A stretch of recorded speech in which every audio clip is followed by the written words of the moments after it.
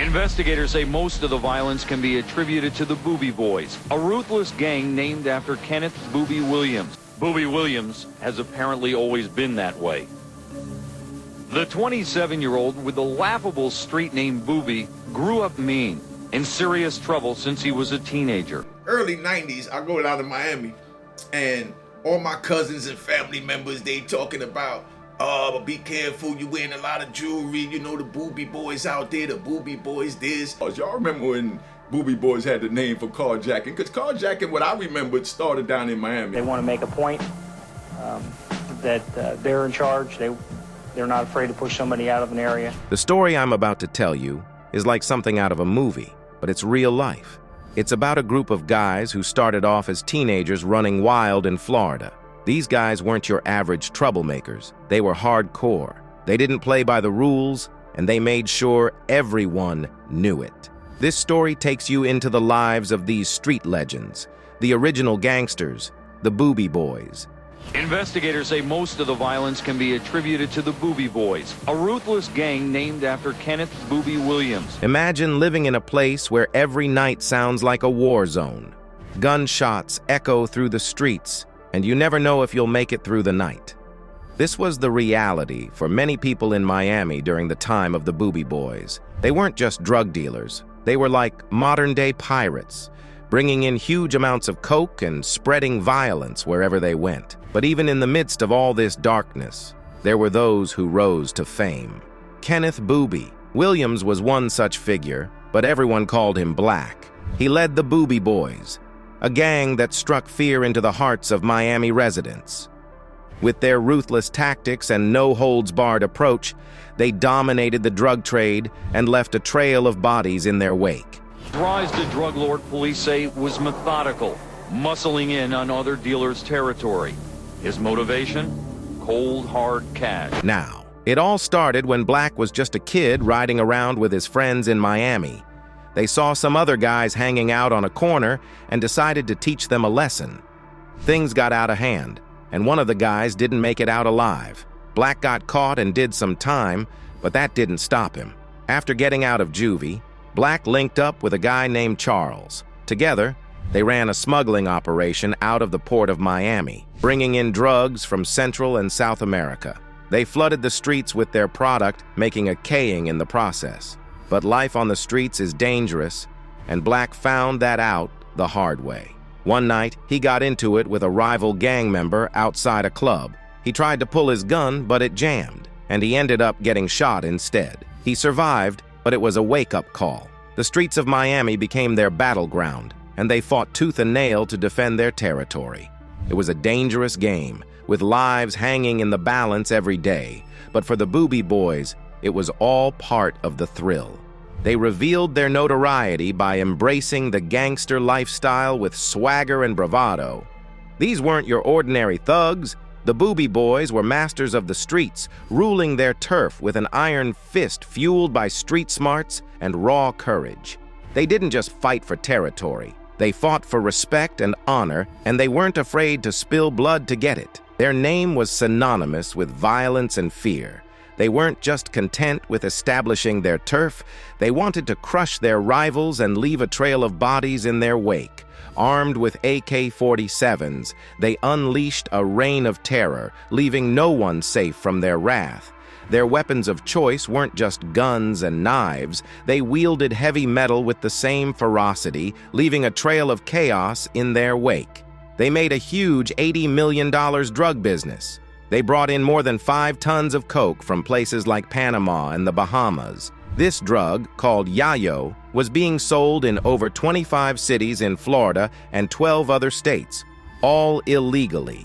In the early 1990s, these young men were the epitome of street hustlers, each carving out their own path as leaders. They dabbled in violence and the drug trade, instilling fear in the hearts of many. The M's they committed were numerous, and prosecutors faced a daunting task of ensuring justice prevailed while keeping witnesses safe from harm.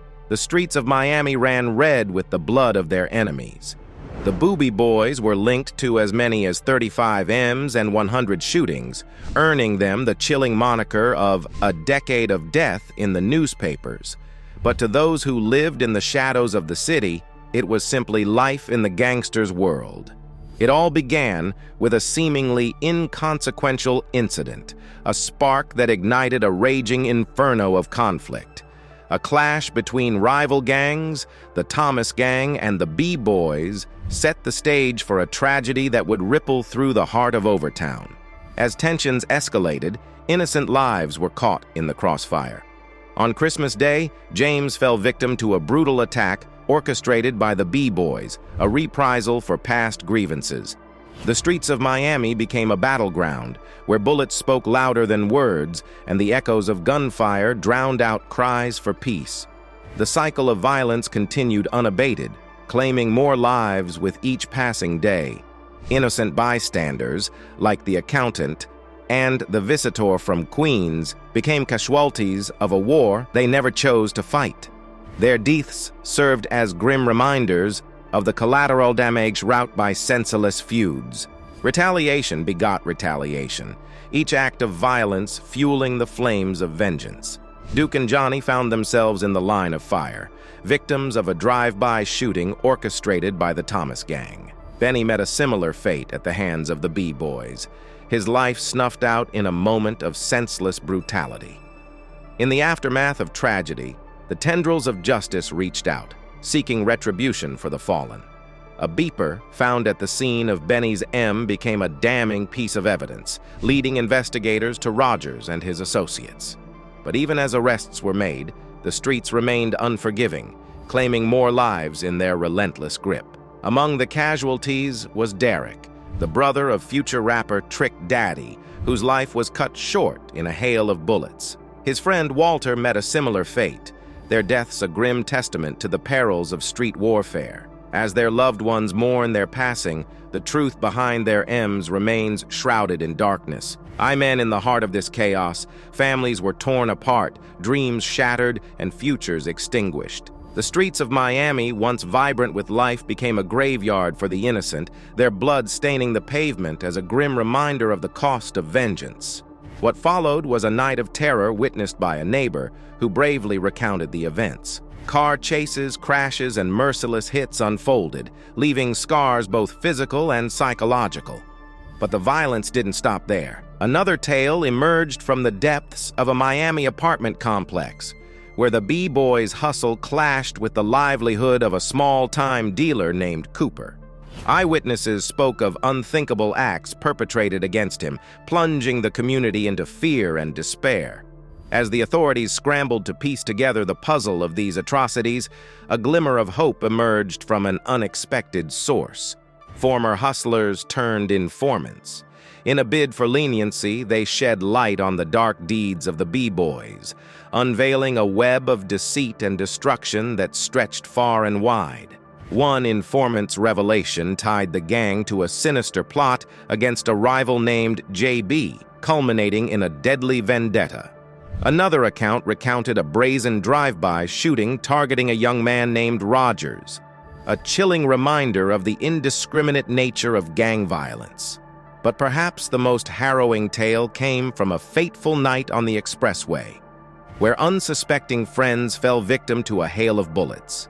As they innocently journeyed home from a night of revelry, they found themselves in the crossfire of a brutal assault, leaving only one survivor to recount the horrors witnessed.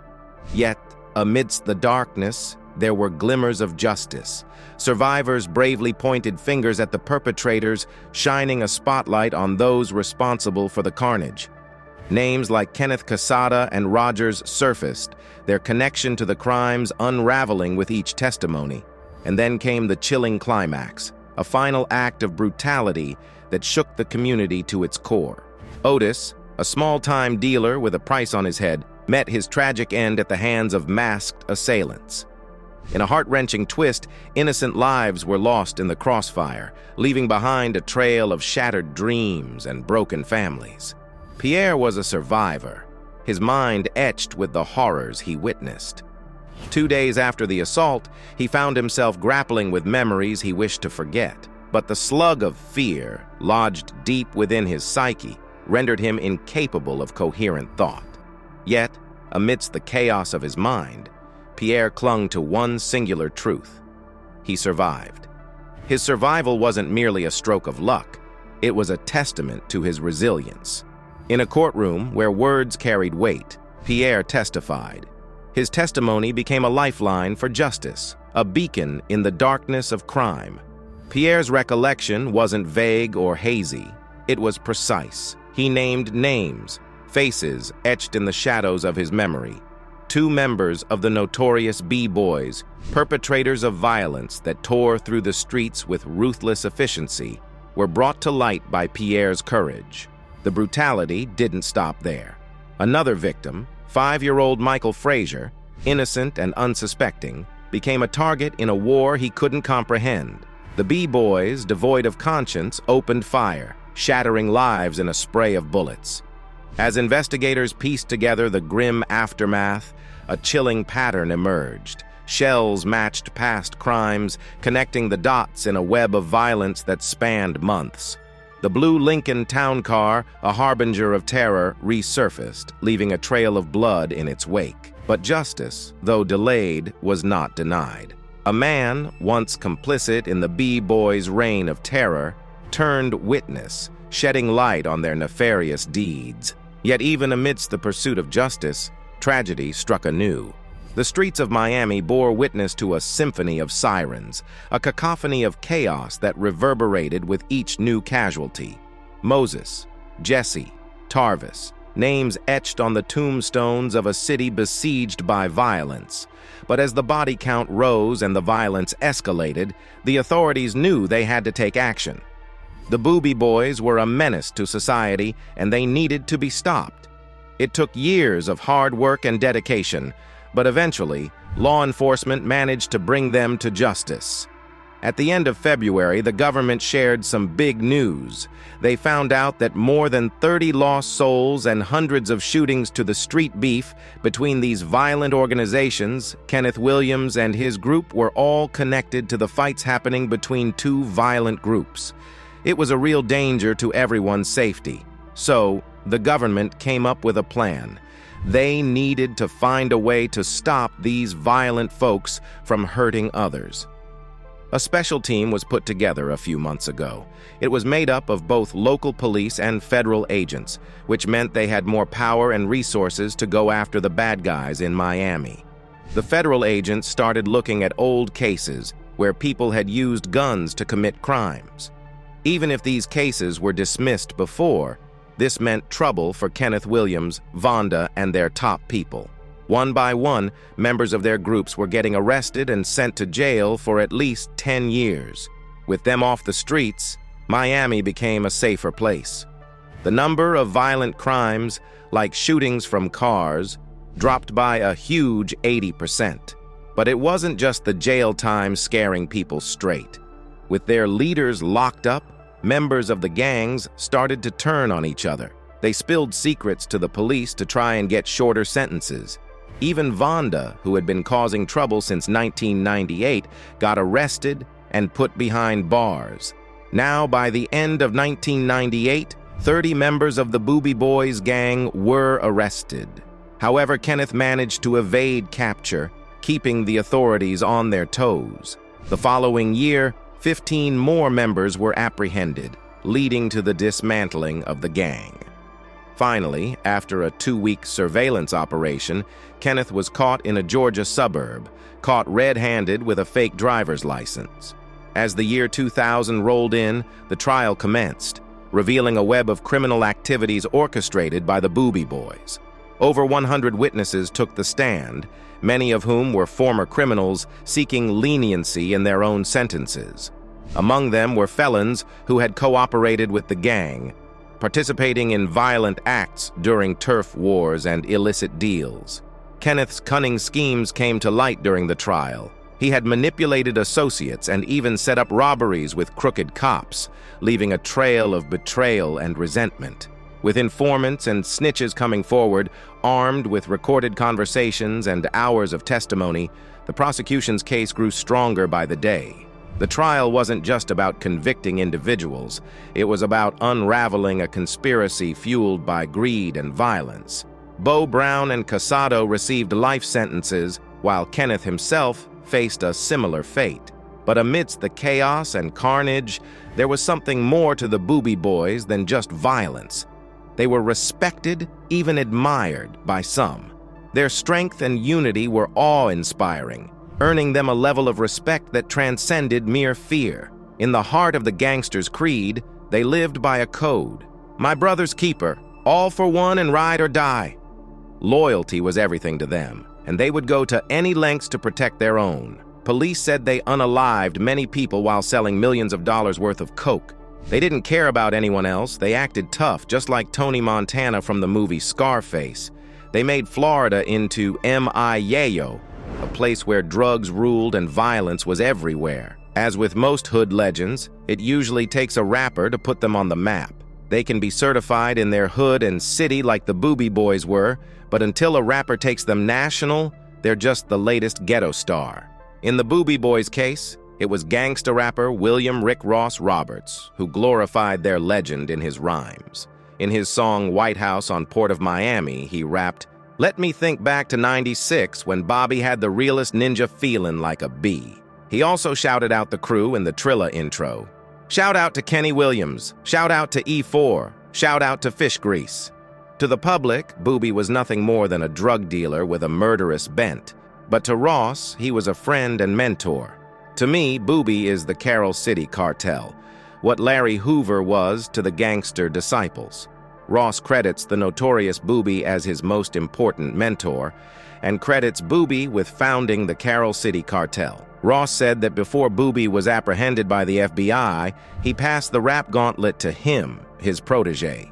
The dude that initially put me into the music game is Boobie. My music touches on his lifestyle. Boobie helped a lot of people in the hood and inspired a lot of positive things. The downside to it was that he was accused of over 100 homicides and for running a multi-million-dollar drug enterprise, explained Ross. The stuff I talk about is real. The dope is real. The gun talk is official. Look up Kenneth Boobie Williams. Look where he's from. That's not nothing to be proud of. I wish that on no man. But just to let you know, that's what I witnessed. It's a reality. Since his debut on the national scene with Everyday I'm Hustlin' Ross, has claimed affiliation with the Boobie Boys. While these troublemakers were off the streets, the people of Miami finally had some peace. The city was safer without them causing chaos. It was a tough fight, but by working together, the government managed to break the chain of violence and make Miami a better place for everyone. But like all legends, the reign of the Boobie Boys eventually came to an end. The law caught up with them, and they were brought to justice for their crimes. Yet, even in their downfall, they left an indelible mark on the streets of Miami, their legend living on in the annals of gangster lore. The downfall of the Boobie Boys marked the end of an era of lawlessness in Miami's streets. With the gang members behind bars, the city breathed a sigh of relief, knowing that justice had been served. The story serves as a reminder of the tireless efforts of law enforcement and the resilience of communities in combating crime. And that's all for today. Until next time, peace out.